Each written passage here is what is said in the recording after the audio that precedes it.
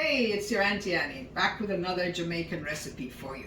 Today, I'm going to be doing Jamaican's first fast food. Yes, before burgers and all hot dogs and all those things you could buy, this was the go-to for people on traveling. What I'm going to be making is a fritter, a saltfish fritter. Now, I learned this recipe from my mom. Also, I've learned other people have done it. Dar used to do it as well. You can make it kind of any way you want. I've known people to use sweet instead of savory, using bananas to make it. You can add any kind of vegetables you want. Mom was a very basic woman when it came to her food. I guess it came from the fact that there was some things she didn't like. She didn't like onions a lot. She cooked with it, but she didn't like to eat it. So when she made her fritter, she had the saltfish, she used green onions, scallion, Scotch Bonnet, and she didn't even use garlic, but I've added garlic to it because I like the taste of it in there. So I'm going to go ahead and show you how I prepare. It's a batter and it's fried, so I'm going to go ahead and show you how everything is put together, and we're going to start this right now, okay? I'm back. So let's start with the ingredients. I used about a pound of codfish. I've boiled it. I boiled it about once or twice. I didn't want to take a lot of the salt out. And I've also kind of mushed it into smaller pieces. I have half a Scotch Bonnet. You can put as much or little pepper as you want. I like it spicy, so I always have more. If you don't like pepper, you can leave it out. A little garlic as well, a head of garlic grated. Now my mom wouldn't put garlic in hers, but I like the taste of the garlic, so I put it in there. And I used 4 stalks of scallion.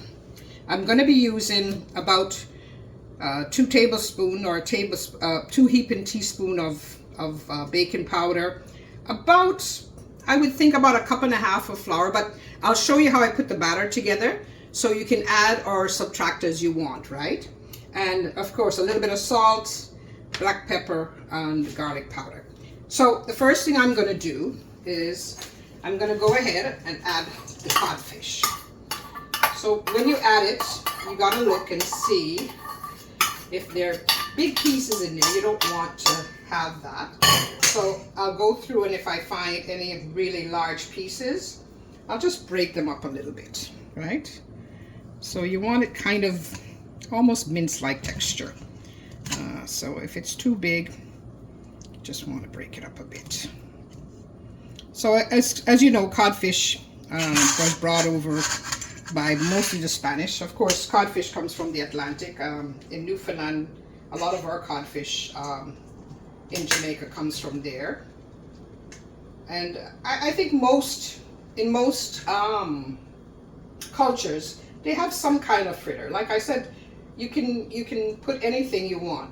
I've known people to make it with salmon, with sweet, savory things. Like I said, banana. So it's kind of a go-to. I think the original fritter, they say, was made from in North America by probably the First Nations people, indigenous people. And of course, it was copied by anybody else who came, right? So we put that in there. We're going to go ahead. The fish is all minced up. I'm going to put the scallion. I'm going to put garlic and Scotch Bonnet. So I'm going to just stir this all together. Make sure that's all minced out. So like I said, if I see big pieces, I'll just take even the spoon and mash them up. You don't want the pieces too large. So I'm going to go ahead and I'm going to put in a cup of flour first.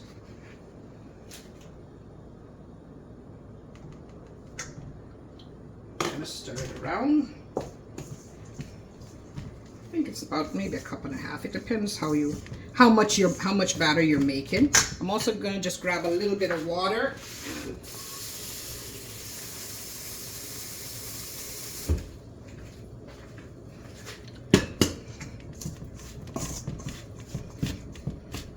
So next thing I'm gonna put in is, I'm gonna put in about a tablespoon of baking powder. Maybe just a touch, maybe. Just maybe a heaping tablespoon, right? And I'm gonna put in a little black pepper, maybe a 1/4 teaspoon, same with the garlic powder. And I will wait till the batter is complete and taste it for salt before adding salt. So I'm gonna add maybe just a little touch more flour, maybe 1/4 cup. So we're gonna go ahead and stir this around. Make sure all the ingredients are combined.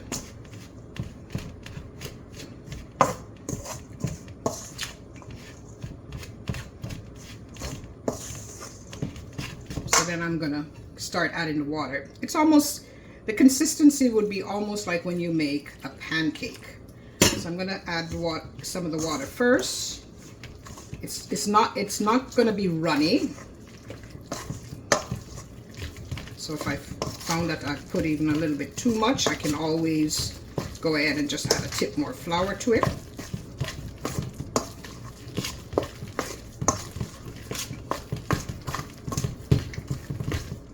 Just gonna add just a touch more.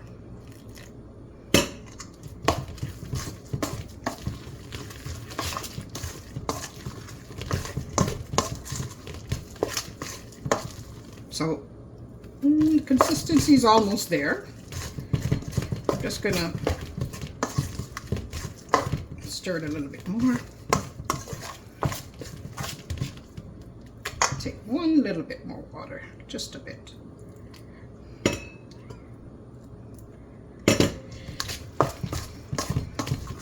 So the good thing about this batter, you can make it ahead of time, you can keep it in the fridge, you can use it, but you have to bring it back to room temperature before frying.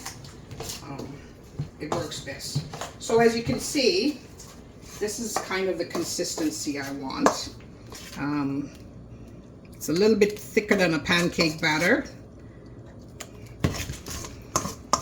So what I'm going to do is get ready to get the frying pan ready. I'm going to use oil to fry it. So I'll be back when I'm ready to do that process. Okay, I'm back. I'm going to go ahead and the batter is ready. I've also gone ahead and heat my pan. Put about maybe 2 cups of oil in there because I like to kind of deep fry them. So I'm going to go ahead and just put a little bit of the batter in to see if the pan is ready. Right? So we want to make sure that, you see how it's bubbling nicely. I'm on medium heat. I don't want it to be too hot because we have to make sure the inside is cooked. So as you can see, it's stirring around pretty good. So I think we're ready to drop them in. So you can make them any size you want. I like them where they're smaller, thinner, and crisper. I like that taste. My mom actually, she liked them a little bit thicker, but they were still crisp. And I'm going to show you how she went about doing that. So I just use a spoon. You can use bigger, if you want a bigger amount, you can use a bigger spoon, but this is the spoon that I use. And I just go ahead and lay it in there.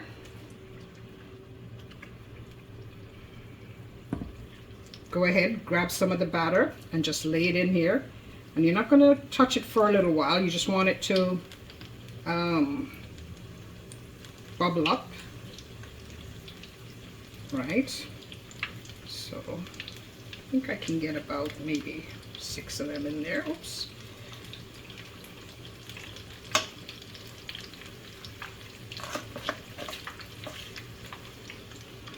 Nope, maybe about 5.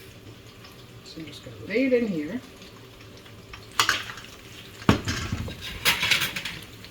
So I'm just going to move them around. So like I said, my stove is on medium because you want to ensure that the inside of the flour cooks on the inside and it's not raw. So it's going to take a few minutes. I'm going to go ahead and check on the bottom and then flip them over and think. So I'll be back when I'm ready to do a flip, okay? Okay, so we're back. I'm just watching. If you can look at the fritter, you can see that you know when it's starting to cook internally. You can see these bubbles. You can see also the flour starts to change in color. This was the last one I put in. So I'm going to go ahead and check and see if I can just flip it over. Yeah, so I'm going to flip over the first couple. You're going to flip them a couple of times. So it's more important that the inside gets cooked. So I'm going to leave these for a minute and then this one can flip over. So I'll be back when the next round when I'm going to go ahead and flip again, okay? Auntie Anne is back. All right, so Mom's little trick in how to get her fritters crispy. Now they're going to get a lot browner than this. I'm going to flip them again. But the trick is you have to compress them. Compress them down as you're cooking them.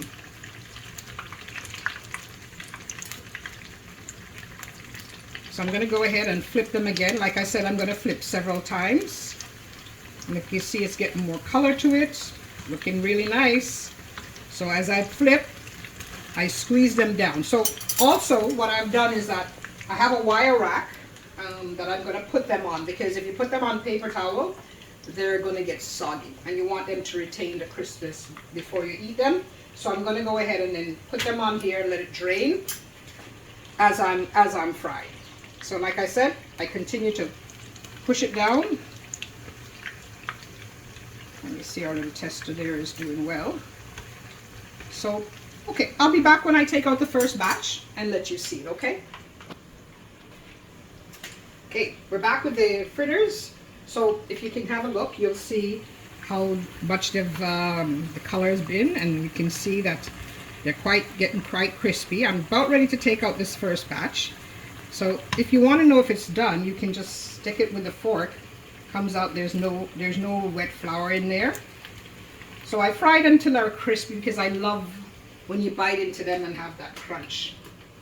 So I'm just going to give it one more little turn over, and then I'm going to take out this and get ready and put in the second batch. Now it's careful, like right now the oil is really hot, right? So you have to at least remove it from the stove to make the temperature drop a little bit, because if you put in the next batch, they're going to get brown really quick.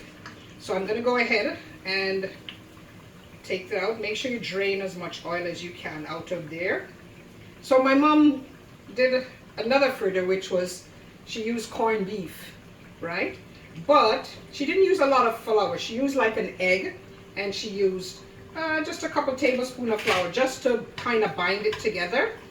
And that's also delicious. And she used the same scallion, onion, pepper. She used onion in that when she did the corned beef one.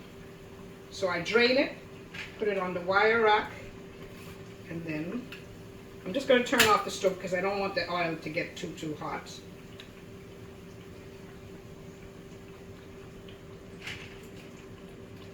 So my first batch of fritter is done.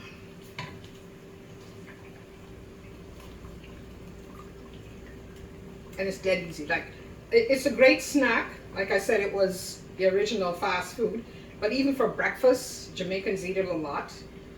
Sometimes on a Friday evening, you don't want to cook a lot. You go ahead, get a nice hard-o bread and, you know, fry some plantain and have some fritter. And that would be Friday evening dinner.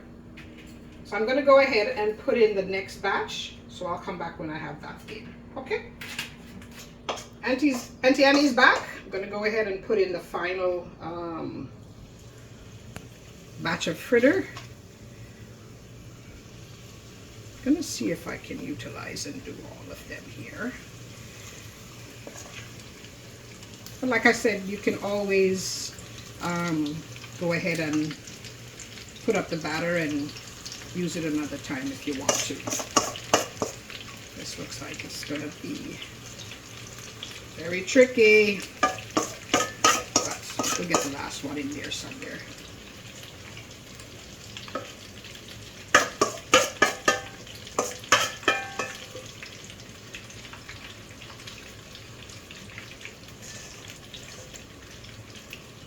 Okay.